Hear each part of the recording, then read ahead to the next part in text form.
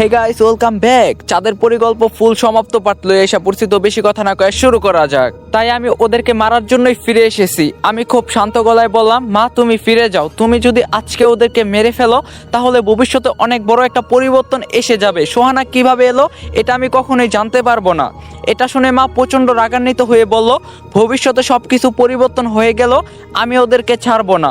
তুমি আমাকে বাধা দিলে আমি তোমাকেও মেরে ফেলবো। এই বলে মা আমার মাথায় অনেক জোরে চেপে ধরলো। আমি ব্যথায় কাতরাতে লাগলাম। আমার মস্তিষ্ক দুমড়ে মুচড়ে যাচ্ছে। আমি আমার পুরো শক্তি দিয়ে চিৎকার করে উঠলাম। আমি ফিরে এলাম বর্তমানে। কথা আমার মাথা থেকে হাত ছড়িয়ে আমাকে ধরে নিয়ে একটা জায়গায় বসিয়ে শান্ত করলো। আমি স্বাভাবিক হয়ে কথাকে জিজ্ঞাসা করলাম, তার মানে মা ফিরে এসেছিল তার মৃত্যুর বদলা নিতে? কথা বললো, হ্যাঁ, তোমার মায়ের আত্মার হাত থেকে বাঁচতে আমার মা আর তোমার বাবা আবার সেই তান্ত্রিকের কাছে গিয়েছিল। কিন্তু তান্ত্রিক তাদের এমন একটা সমাধান দেয় যা শুনে তারা দুজনেই অবাকের সীমা পৌঁছে গিয়েছিল। আমি কৌতূহল নিয়ে বললাম, কি সমাধান দিয়েছিল তান্ত্রিক? কথা বললো, তান্ত্রিক বলছিল তোমার মায়ের আত্মা থেকে মুক্তি পাওয়ার একটাই পথ খোলা আছে, সেটা হলো শারীরিক মিলন। মানে তোমার বাবা আর আমার মায়ের শারীরিক মিলন হলেই এই আত্মা তার উদ্দেশ্য ভুলে তার জগতে ফিরে যাবে। আমি অবাক হয়ে বললাম, কি বলছো এসব? এটা কেমন সমাধান ছিল? বাবা নিশ্চয়ই এটা করতে রাজি হয়নি। তখন কথা বললো, শুধু তোমার বাবা না, আমার মাও এটা করতে রাজি হয়নি। তারা তান্ত্রিকের উপর রাগ করে সেখান থেকে চলে আসে। পথে তারা দুজন একে অপরের দিকে তাকাতেও পারছিল না লজ্জায়। তারপর বাড়িতে এসে সেদিন রাতে ঘটলো এক ভয়ঙ্কর ঘটনা। তোমার মায়ের আত্মা সবচেয়ে ভয়ঙ্কর রূপে আক্রমণ করে তাদের দুজনের উপর। তোমার বাবা ছোট্ট তোমাকে নিয়ে রাতে ঘুমিয়েছিল, আমার মা ছিল অন্য এক রুমে। হঠাৎ তোমার বাবার দরজায় কেউ জোরে জোরে টোকা মারলো। তোমার বাবার ঘুম ভেঙে গেল। যখনই খাট থেকে নেমে দরজা খুলতে যাবে তখন খেয়াল করলো খাটে ফ্লোর নেই, বরং হাওয়ায় ভাসছে।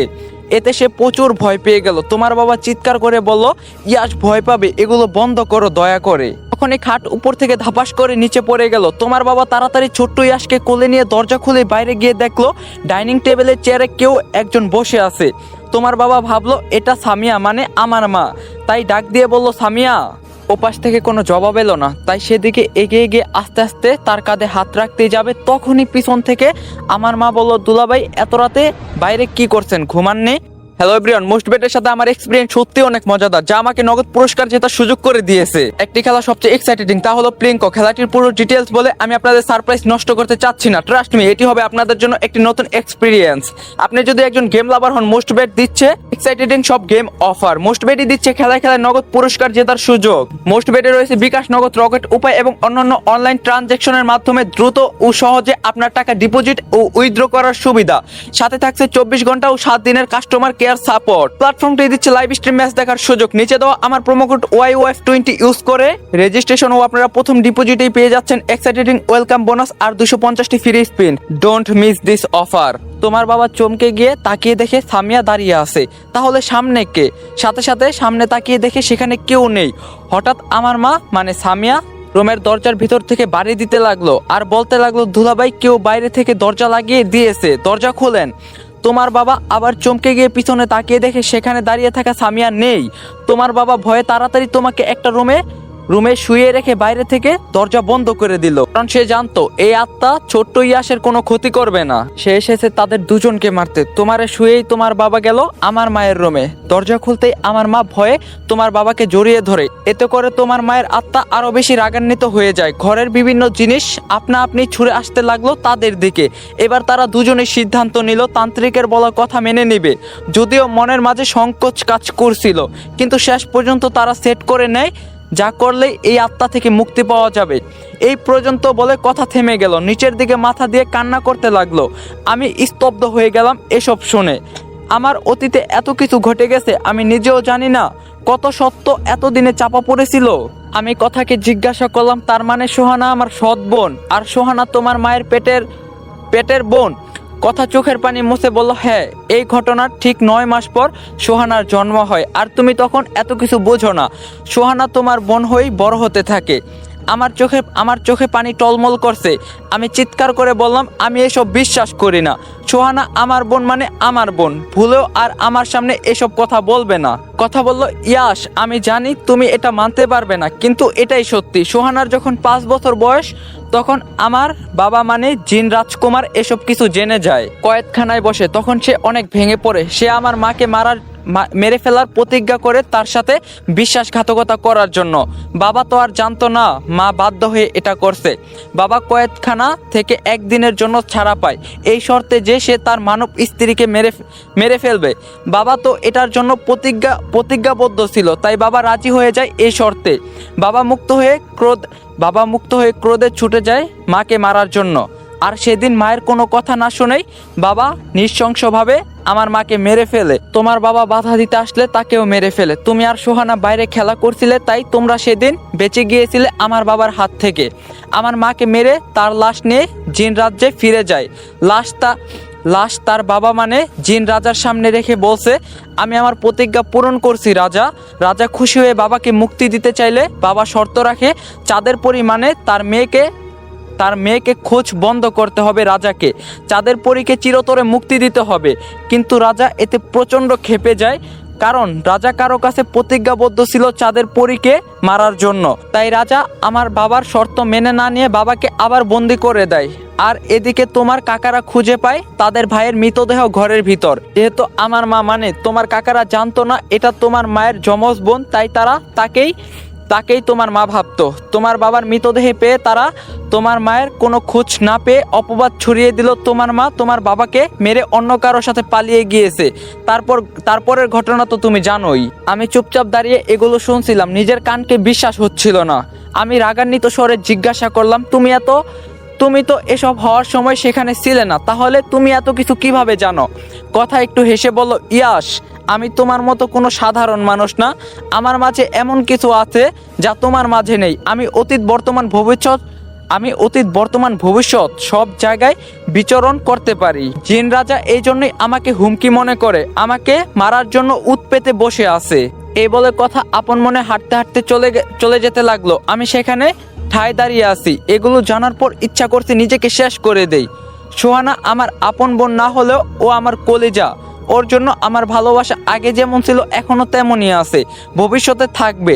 সোহানা এসব জানার আগে চলে গিয়েছে, ভালো হয়েছে। এসব শুনলে ও নিজেকে শান্ত রাখতে পারতো না, ও পাগল হয়ে যেত। উপরওয়ালা আমাদের কাছ থেকে যখন অনেক প্রিয় কিছু কেড়ে নেয়, তখন আপাতত মস্তিষ্কে সেটা খারাপ মনে হলেও পরে গিয়ে বুঝতে পারি ওনার সিদ্ধান্ত কখনো ভুল ছিল না, আর কখনো ভুল হবেও না। তাই সৃষ্টিকর্তার সিদ্ধান্ত কখনো ভুল ধরতে নেই। আমি দৌড়ে গেলাম কথার কাছে, কথার পাশাপাশি হাঁটছি। কথার মুখে কোনো কথা নেই। নীরবতা ভেঙে আমি বললাম, এখন কি করবে, কোথায় যাচ্ছ? কথা বলো, বাবাকে ছাড়িয়ে আনতে যাচ্ছি। তুমি তোমার রাস্তায় যেতে পারো, আমি আর কখনো তোমাকে বিরক্ত করব না।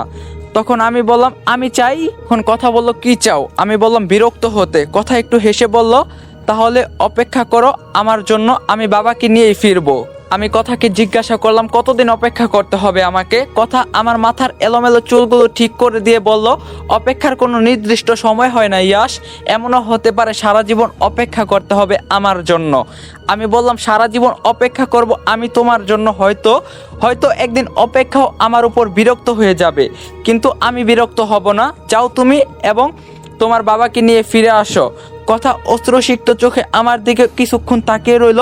কথা তো জানে সে আর কখনো ফিরে আসবে না। কথা জুজুকে কোলে নিয়ে আদর করে বলল, ইয়াসের খেয়াল রেখো জুজু। জুজুরও চোখে পানি, কারণ জুজু জানে কথা আর ফিরে আসবে না। প্রাণীরাও মানুষের চোখ দেখে মন বুঝতে পারে, আর আমরা নিজের সর্বোচ্চ দিয়েও কাউকে ভালোবাসলেও মানুষের মন পাই না। তখন কথা বলল, আমি যেদিন ফিরে আসবো সেদিন আকাশের চাঁদটা সম্পূর্ণ লাল রং ধারণ করবে, পাখিরা গান গাইবে, দূর আকাশ থেকে তারা খসে পড়বে, হঠাৎ কোনো সংকেত ছাড়াই বৃষ্টি শুরু হয়ে যাবে। ইয়াশ বলল, আমি অপেক্ষা করব সেই দিনটার জন্য। কথা মিষ্টি করে হাসি দিয়ে বিদায় জানিয়ে চলে গেল, ধোঁয়ার মতো রোশনি ছড়িয়ে। আমি তাকিয়ে রইলাম কথার চলে যাওয়ার দিকে। আমি জানি কথার সাথে আমার মিল সম্ভব না, কারণ কোনো না কোনোভাবে কথা আমার বোনের পর্যায়ে পড়ে। আমাদের বাবা মায়ের ভুলের জন্য আজ আমরা এমন পরিস্থিতিতে এসে পড়ছি। জুজুর মাথায় হাত বুলাতে গিয়ে দেখলাম ক্ষতস্থান থেকে রক্ত বের হচ্ছে। আমি আর দেরি না করে দৌড়ে জুজুকে নিয়ে হাসপাতালে চলে গেলাম। কথা জিন রাজ্যে পৌঁছানোর সাথে সাথে রাজার প্রহরীরা তাকে বন্দি করে ফেললো। প্রহরীরা কথাকে নিয়ে গেল রাজার দরবারে, রাজার কাছে। রাজা কথাকে দেখে বলল, স্বাগতম চাঁদের পরী, অবশেষে তাহলে ধরা পড়লে, অনেক হয়রানি করছো আমাকে। কথা একটু হেসে বলল, আমি যদি নিজ থেকে ধরা না দিতাম তাহলে আপনার এসব চেলাপেলার বাপের ক্ষমতা ছিল না আমাকে খুঁজে বের করার।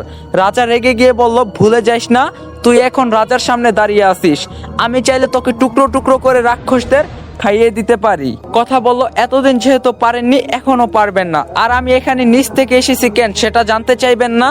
রাজা হাসতে হাসতে সিংহাসন থেকে উঠে এসে কথার সামনে দাঁড়িয়ে বলল, আমার নাতনি তার বাবাকে ছাড়িয়ে নিতে এসেছে সেটা আমি আবার কিভাবে না জানি? কথা বলল, তাহলে ছেড়ে দেন আমার বাবাকে, বিনিময়ে আপনি যা চাইবেন তাই হবে। আমি কোনো প্রতিরোধ করতে এখানে আসিনি, আমি সম্পূর্ণভাবে আপনার কাছে আত্মসমর্পণ করতে এসেছি। রাজা বলল, তুই এটা অবশ্যই জানোস আমি কি চাই। এই চন্দ্রগ্রহণের আগে যদি তোকে মারতে না পারি তাহলে জিন রাজ্যের অর্ধেক প্রাণ ঝরে পড়বে তোর পায়ের তলায় থাকা ওই চাঁদের চিহ্নর প্রভাবে, আর আমি রাজা হয়ে এটা কখনোই হতে দিতে পারি না। কথা বললো, আমি জানি সেটা, আর আমিও চাই না আমার জন্য এতগুলো প্রাণ ঝরে যাক।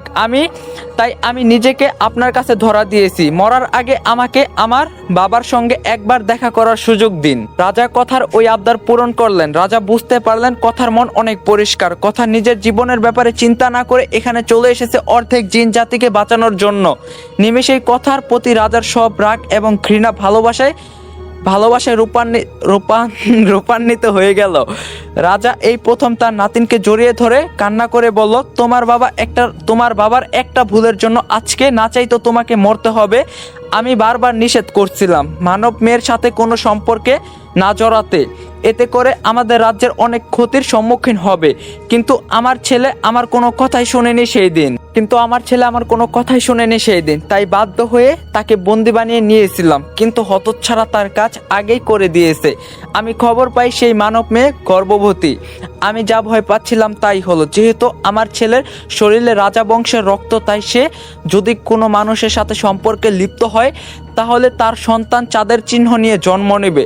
সে হবে চাঁদের পরী, আর সেই চাঁদের পরী যদি কোনোভাবে চন্দ্রগ্রহণের পর্যন্ত বেঁচে থাকতে পারে তাহলে অর্ধেক জিন নিজেদের প্রাণ হারাবে তার প্রভাবে। কথা বলো, হ্যাঁ রাজা, সেটা আমি জানি, আর অনেক ভেবে চিন্তেই আমি এখানে এসেছি।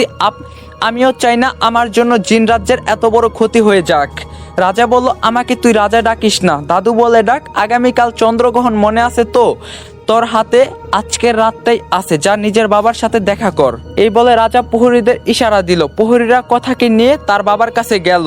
এদিকে আমরা দেখতে পাই ইয়াশ জুজুকে নিয়ে হাসপাতালে গিয়েছে। ডাক্তার জুজুর পরীক্ষা নিরীক্ষা করে ভারাক্রান্ত মনে ইয়াশকে বলল, পশু পাখির মাঝেও একটা রোগ আছে যার নাম হিমোকোলন। এই রোগটা তখনই দেখা দেয় যখন কোনো কারণে পশু পাখি একটানা কয়েকদিন নির্ঘুম থাকে। জুজু কয়েকদিন যাবৎ 1 সেকেন্ডের জন্য ঘুমায়নি। কোনো এক কারণে, হয়তো ও কাউকে খুব মিস করে, তার জন্য কান্না করে। তার স্মৃতি জুজুকে ঘুমাতে দেয়নি, আর তাই জুজুর মাঝেও হিমোকোলন রোগটা বাসা বেঁধেছে। ইয়াশ জুজুর দিকে অসহায় দৃষ্টিতে একবার তাকিয়ে অবাক হয়ে বলল, স্যার, গত কয়েকদিন আগে আমার বোন মারা গিয়েছিল দুর্ঘটনায়। জুজু আমার বোনকে অনেক ভালোবাসতো। হয়তো ওর স্মৃতি জুজুকে এমনভাবে আঁকড়ে ধরছে যে ও ঘুমাতেও পারে না। এই রোগের কি কোনো প্রতিকার নেই স্যার? ডাক্তার ইয়াশকে সান্ত্বনা দিয়ে বলল, যদি থাকতো তাহলে আমি কখনো জুজুকে নিয়ে ভয় পেতাম না। আসলে এই প্রাণীগুলো একবার যদি কারো মায়ে আটকে যায় তাহলে তাকে ছাড়া কিছুই বোঝে না। ওরা মৃত্যু কি জিনিস সেটাও বোঝে না। কষ্ট হলে বলতে হচ্ছে যে জুজুর হাতে আর বেশি সময় নেই, ওকে নিয়ে যাও। ইয়াশ পাগলের মতো বলতে লাগলো, না স্যার, আপনি এটা বলতে পারেন না। আমার বোনটা আমাকে ছেড়ে চলে গেছে, এখন জুজুও যদি আমাকে ছেড়ে চলে যায় তাহলে আমি সহ্য করতে পারবো না। স্যার, আপনি যা চান আমি তাই দিব, তবুও জুজুকে ভালো করে দিন। আমি আপনার কাছে হাত জোর করে অনুরোধ করছি। ডাক্তার বলল, সরি, আমার কাছে কোনো উপায় থাকলে আমি কখনো জুজুকে এভাবে হারাতে দিতাম না। আমি নিজেও একজন পশু প্রেমিক, আমারও কষ্ট হচ্ছে জুজুর জন্য। ইয়াশ চোখের পানি নিয়ে জুজুকে কোলে নিয়ে হাসপাতাল থেকে বেরিয়ে এলো। ইয়াশ এটা মানতে পারছে না জুজুও তাকে ছেড়ে চলে যাবে। জুজুর দিকে তাকিয়ে দেখলো ওর চোখেও পানি। হয়তো জুজু বুঝে গেছে ওর হাতে আর বেশি সময় নেই। ইয়াশ চোখে ভাসতে লাগলো জুজু আর সুহানার কাটানো মুহূর্তগুলো। জুজু সুহানার কতটা আপন ছিল সেই দৃশ্যটাও ভাসতে লাগলো। সেদিন সুহানার জন্য আইসক্রিম এনেছিল, কিন্তু সেটা গলে যাওয়ার পর জুজু সেই প্যাকেটটা মুখে নিয়ে ঢুকিয়ে আর বের করতে পারছিল না। ইয়াশ দোকানে গিয়ে একটা আইসক্রিম কিনে জুজুকে নিয়ে পার্কের বেঞ্চে বসে জুজুর সামনে দিয়ে বলল, জুজু, তোর না আইসক্রিম অনেক পছন্দ, দেখ আমি তোর জন্য আইসক্রিম এনেছি, খেয়ে দেখতো লবণ হয়েছে কিনা। জুজু আইসক্রিম শুকে একবার ইয়াসের দিকে তাকিয়ে ভাঙা গলায় ম্যাও ম্যাও করলো। ইয়াস একটু হেসে বলল, আজকেও তুই আমাকে ছাড়া খাবি না তাই না? তোর তোর কেন এত কেন বিশ্বাসী হস জুজু? কেন এত মায়া সৃষ্টি করে হারিয়ে যাস? একটু থেকে গেলে কি এমন হয়? আমি কি এতই খারাপ যে তোরা সবাই এক এক করে আমাকে ছেড়ে চলে যাচ্ছিস? তোকে একটা সত্যি কথা বলি আজকে, যদিও আমার কথা বুঝবি না তবুও বলি তোকে। আমি আমি আর সোহানা যদি ছোটবেলায় এতিমখানা থেকে পালিয়ে আসছিলাম, সেদিন তুই তোর দুই ভাই আর মায়ের সাথে ঘুমিয়েছিলি। সোহানা তোকে দেখি বলল এটা ওর লাগবে। আমি তো আমার বোনের আবদার কখনো ফেলতে পারি না, তাই আমি তোকে তোর মা এবং ভাইদের কাছ থেকে চুরি করে নিয়ে আসি। আমি তোকে ছোটবেলায় তোর মায়ের আদর থেকে বঞ্চিত করছি, তোর ভাইদের কাছ থেকে দূরে সরিয়ে দিয়েছি। মা বাবা ছাড়া কারো জীবন কিভাবে কাটে সেটা আমার চেয়ে ভালো আর কেউ বলতে পারে না। জানিস জুজু, তুই ছাড়া আমরা অসম্পূর্ণ ছিলাম। তুই সোহানাকে এত ভালোবাসছ যে ওর কাছে যাওয়ার জন্য তাড়াহুড়া শুরু করে দিয়েছিস। আর কয়েকটা দিন আমার সাথে থেকে গেলে কি এমন হতো? আমি জানি কোথাও আর ফিরে আসবে না, ভেবেছিলাম অন্তত তুই থাকবি আমার সাথে। জুজু, আমি তোকে আঘাত করছিলাম তাই না?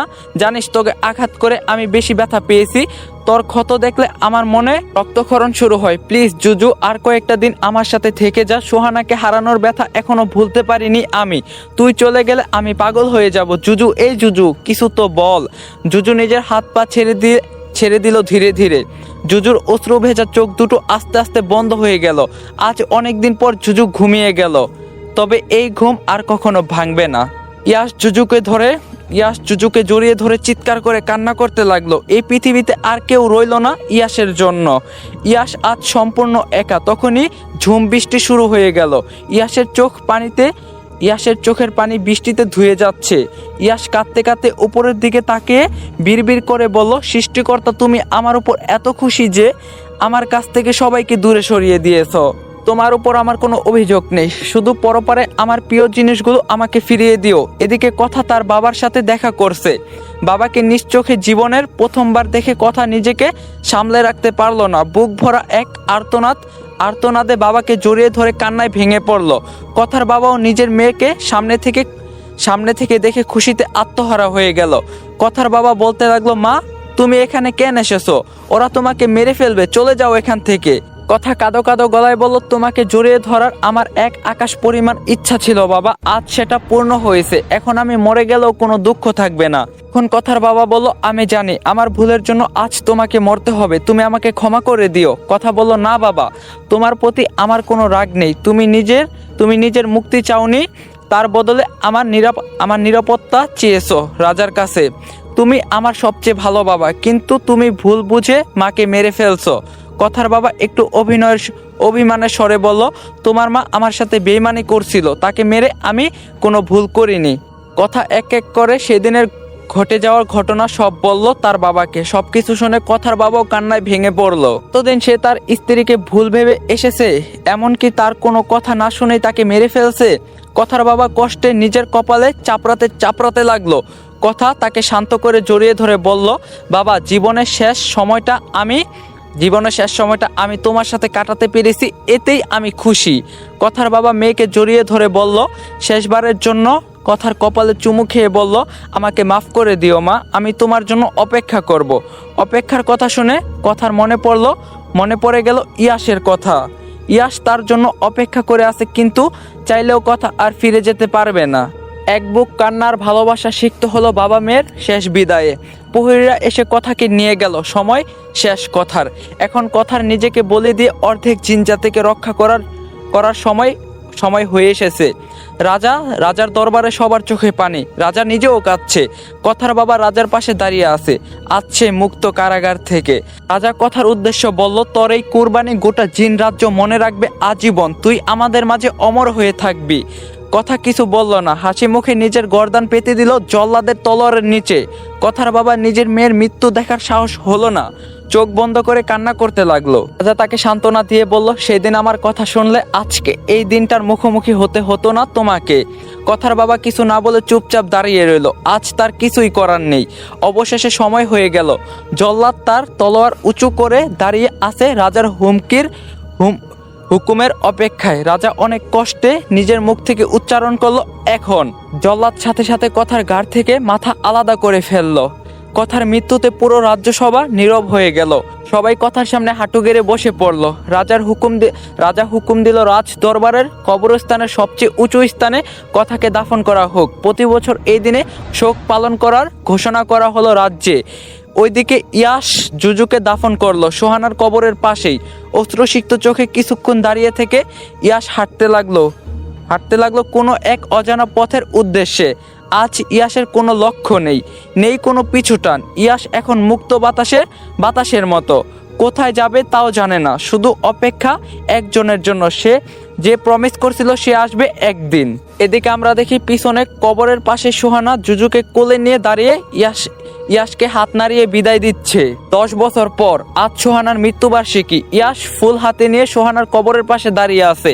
তখন রাত প্রায় 12টা বাজে। ইয়াস আনমনে বলে উঠল, কেমন আছিস ভেন্ডি? আমি ভালোই আছি। তুই থাকলে আজ দেখতে পারতি আমাদের এখন নিজস্ব একটা বাড়ি করছি, সেখানে সব আছে। তবু তোর শূন্যতা আমাকে এক রাত ঘুমাতে দেয় না। তোর আর জুজুর জন্য প্রতিদিন 2টা আইসক্রিম কিনে রাখি ওই আশায় যে তোরা হয়তো ফিরে আসবি। কিন্তু বরাবর আমি হতাশ হই জানিস ভেন্ডি। তোর জন্য অনেক সুন্দর একটা জামা কিনেছি, একদিন সময় করে এসে দেখে যাইস। সত্যি বলতে আমি তোকে এখনো অনেক বেশি মিস করি। এই বলে ইয়াস কান্নায় ভেঙে পড়ল। হঠাৎ ঝুম বৃষ্টি শুরু হলো। ইয়াস আকাশের দিকে তাকিয়ে দেখলো 4টা সম্পূর্ণ লাল রং ধারণ করছে, পাখিরা গান করছে। ইয়াসের মনে পড়ে গেল কথার শেষ কথাগুলো। কথা তো এমন কিছুই বলে গিয়েছিল। ইয়াস আকাশের দিকে তাকিয়ে তারা খুঁজতে লাগলো। হ্যাঁ, একটা তারা দেখা যাচ্ছে। কিছু বুঝে ওঠার আগেই তারাটা খসে পড়লো আকাশ থেকে। ইয়াস পাগলের মতো চারদিকে তাকাতে লাগলো। ইয়াসের চোখ শুধু কথাকে খুঁজছে। ইয়াস দৌড়ে রাস্তায় চলে এলো। মানুষজন দৌড়ে বৃষ্টি থেকে বাঁচার জন্য চেষ্টা করছে। বাইরের দোকানপাটগুলো বন্ধ করে দোকানিরা দৌড়ে যে যার মতো ছাউনি তলায় আশ্রয় নিচ্ছে। তখনই কারোর সাথে ধাক্কা খেয়ে আমি নিচে পড়ে গেলাম। লাল নীল চুড়ি পরা একটা হাত আমাকে উঠানোর জন্য হাত বাড়িয়ে দিল। আমার সবকিছু স্লো মোশনে চলতে লাগলো। আমি চোখ থেকে বৃষ্টির পানি মুছে ভালো করে তাকিয়ে দেখলাম অদ্ভুত সুন্দরী পরীর মতো একটা মেয়েটা আমার হাত ধরে টেনে তুলে বলল, সরি। আমি হাঁ করে তাকিয়ে আছি। মেয়েটার কথায় আমার ধ্যান ভাঙলো। এই যে মিস্টার, আর ইউ ওকে? আমি বললাম, কথা। গাইস, এই গল্পটা এখানেই সমাপ্ত হইল। আর একটা কথা, আপনারা অনেকেই বলছেন আমি এই গল্পটা কপি করছি, রাইট? আপনাদের কথাই মাইনা নিলাম, আমি গল্পটা কপি করছি। দেন আপনারা অনেক কিছু বলছিলেন কমেন্ট বক্সে যে ভাই আপনি কপি করেন, দেন আপনার গল্প ভালো না, আরো অনেক কিছু। ঠিক আছে মাইনা নিলাম, রাইট, আপনাদের কথাই ভালো। আমি কপি করছি, ইউটিউবে থাকার মতো আমার কোনো যোগ্যতা নাই। হ্যাজ এ ভালো কন্টেন্ট ক্রিয়েটর আমি না, আপনারা আরো ভালো কন্টেন্ট ক্রিয়েটর ডিজার্ভ করেন। ঠিক আছে, আপনাদের কথা মাইনা নিলাম। তো আমি সময়ের অভাবে ভিডিও আপলোড দিতে পারি না। আজকে 1 ঘন্টা টাইম নিয়ে এই ভিডিওটা বানাইছি, তারপরে এডিট করছি 1 ঘন্টার ভিতরে সবকিছু। আপনারা যেহেতু বললেন ইউটিউবে থাকার মতো যোগ্যতা আমার নাই, আমি কপি করছি, অনেক কিছু কইছেন, আমি দেখছি। শুধুমাত্র এই গল্পটার লিগা, চাঁদের পরীর লিগা আমি সময়ের অভাবে ভিডিও বানাইতে পারি না। আমি ইউটিউব সম্পর্কে একটা লাস্ট ভিডিও আপলোড দিম, the last update of Yamin on fire. হ্যাঁ, খুব শীঘ্রই, কালকা নয়তো পরশু দিনকে এই ভিডিওটা আপলোড দিম। দেন ওই ভিডিওতে আপনারা দেখে নিয়েন আমি গল্পটা কপি করছিলাম। আমার সম্পূর্ণ কথা আপনারা যদি লজিক সহকারে বোঝেন তাহলে বুঝবেন। আর যেহেতু আপনারা বলছেন যে আমি ভালো না, আমার থেকে ভালো ডিজার্ভ করেন, হ্যাঁ ঠিক আছে, আমি একটা ভিডিও তো বলছিলাম ইউটিউব কুইট করে দিব। দেন আমি খুব সুন ইউটিউবটা কুইট করে দিব। তো আপনারা ভালো থাকবেন, আপনারা আরো ভালো জিনিস ডিজার্ভ করেন। আমার থেকে ভালো গল্প বানায় আপনারা তাদেরকে ডিজার্ভ করেন। তারপর আপনারা অনেক ভালোবাসা দিয়েছেন, অনেক দূর আগায় দিয়েছেন, আপনাদের প্রতি কৃতজ্ঞ রইলাম। দেন নেক্সট ভিডিওতে দেখা হইব।